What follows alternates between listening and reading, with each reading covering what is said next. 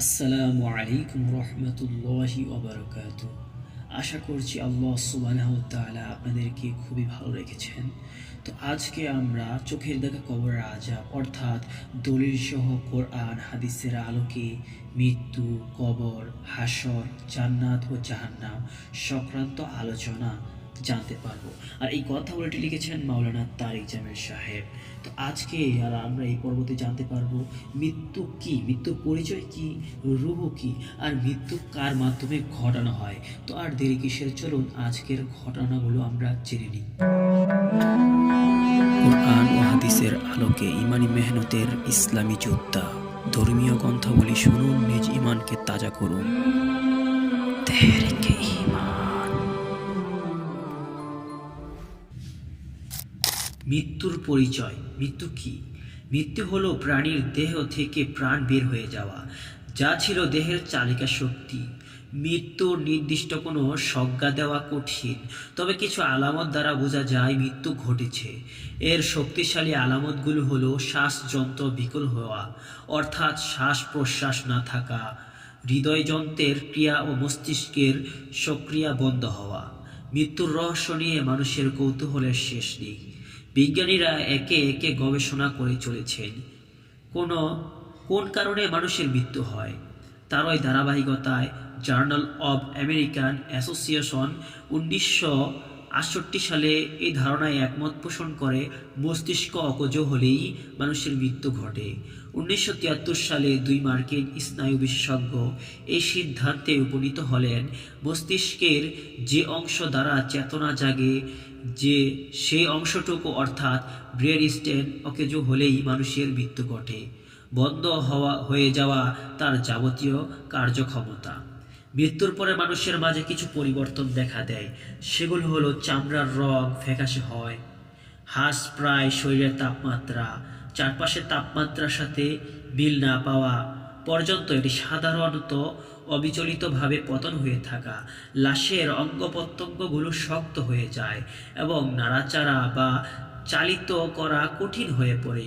তখন শরীরের নিম্ন নির্ভরশীল অংশে রক্তের স্থিরতা পায়। এগুলো হলো মানব গবেষণা ও পত্রপত্রিকার কথা। বাস্তবতা হলো আল্লাহ প্রদত্ত রূহ দেহ ত্যাগ করলেই মানুষের মৃত্যু ঘটে। তাহলে রূহ কি? কোরআনে কারিমে আল্লাহ সুবহানাহু ওয়া তাআলা বলেন, ওয়ায়াসআলুনাকা আনির রূহ কুলির রূহু মিন আমরি রাব্বি ওয়া মা উতীতুম মিনাল ইলমি ইল্লা কলিলা। আর তারা আপনাকে রূহ সম্পর্কে প্রশ্ন করে, বলুন রূহ আমার রবের আদেশ থেকে একটি, এই সম্পর্কে তোমাকে অতি সামান্য জ্ঞানই দেওয়া হয়েছে। সূরা বনী ইসরাইলের আয়াত নম্বর 85। তো আল্লাহ সুবহানাহু ওয়া তাআলার একটা আদেশ মাত্র হচ্ছে রূহ। এই রূহটি আল্লাহ তাআলার আদেশেই দেহ ত্যাগ করলে মানুষের মৃত্যু আল্লাহ তাআলা ঘটিয়ে দেন। তাহলে আল্লাহ সুবহানাহু ওয়া তাআলার আদেশেই মানুষের মৃত্যু হয়। তাহলে এই মৃত্যুটা কার মাধ্যমে ঘটানো হয়? আমাদের সামনে অনেকের মৃত্যু ঘটে। তাজা একটি দেহ নিমিষেই নিস্তেজ হয়ে যায়। তখন এক আজীব খেলা। প্রশ্ন হলো, এর কলকাঠি নাড়ে কে? উত্তর, সবকিছুর মূলে হলেন আল্লাহ সুবহানাহু ওয়া তাআলা। আল্লাহর আদেশে মানুষের মৃত্যু ঘটে।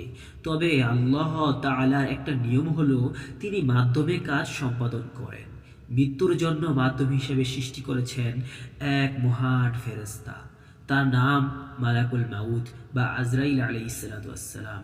কোরআনে কারিমে এসেছে, قل يتوفاكم ملك الموت الذي وكل بكم ثم إلى ربكم ترجعون।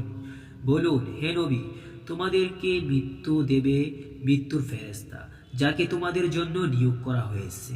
তারপর তোমাদের রবের নিকট তোমাদেরকে ফিরিয়ে আনা হবে। তার সহযোগী হিসাবে থাকে আরো অনেক ফেরেশতা। এ সম্পর্কেও কোরআনে কারিমে আল্লাহ তাআলা বলেন, ওয়াহুয়াল কাহিরু ফাওকা ইবাদিহি ওয়া ইউরসিলু আলাইকুম হাফাযা হাত্তা ইযা জাআ আহাদুকুমুল মাউত তাওয়াফাতহু রুসুলুনা ওয়া হুম লা ইউফাররিতুন। তিনি নিজ বান্দাদের উপর পূর্ণ ক্ষমতাবান। আর তোমাদের উপর তিনি রক্ষণাবেক্ষণকারী নিযুক্ত করে পাঠিয়ে থাকেন। অবশেষে যখন তোমাদের কারো কাছে মৃত্যু আসে, আমার প্রেরিত ফেরেশতাগণ তার প্রাণ হরণ করে নেয়, আর তারা কোনো ত্রুটি করে না। ইবনে আব্বাস রাদিয়াল্লাহু আনহু বলেন, মালাকুল মাউতের জন্য ফেরেশতাদের মধ্য থেকে অনেক সাহায্যকারী রয়েছে, যারা রূহকে শরীর থেকে বের করে দেয়। এরপর গলা পর্যন্ত পৌঁছালে মালাকুল মাউত তা ধরে ফেলে। ফেরেশতারা তাদের এই কাজে এবং রূহকে হেফাজত করার ব্যাপারে কোনো ত্রুটি করেন না, বরং তারা মৃত্যুবরণকারী যদি নেক হয় তাহলে তার আত্মাকে ইল্লিনে, এবং সে যদি পাপী হয় তাহলে তার আত্মাকে সিজ্জিনে পাঠিয়ে দেন। যে আয়াতগুলো পড়া হলো কোরআনে কারিমের সূরা সাজদার আয়াত নাম্বার 11, সূরা আনআমের আয়াত 61, তাফসীর ইবনে কাসির। তো এই কথাগুলি থেকে আজকে আমরা জানতে পারলাম মৃত্যু কি, মৃত্যুর পরিচয় কি, রূহ কি, আর মৃত্যু কার মাধ্যমে ঘটানো হয়। তো প্রিয় শ্রোতাও দর্শক মণ্ডলী, আজকের ভিডিওটি এই পর্যন্তই। যদি আপনাদের কাছে আরও এরকম কথাগুলি ভালো লেগে থাকে, শুনতে চান, তাহলে অবশ্যই এই ভিডিওতে লাইক করে দিন, চ্যানেলটিকে সাবস্ক্রাইব করে দিন, আর ভিডিওটি শেয়ার করে দিন। দেখা হচ্ছে পরবর্তী আরেকটি দুর্দান্ত ঘটনা নিয়ে। ততক্ষণ ভালো থাকুন, সুস্থ থাকুন। আল্লাহ তাআলা আপনাদের হেফাজত করুন। আমিন।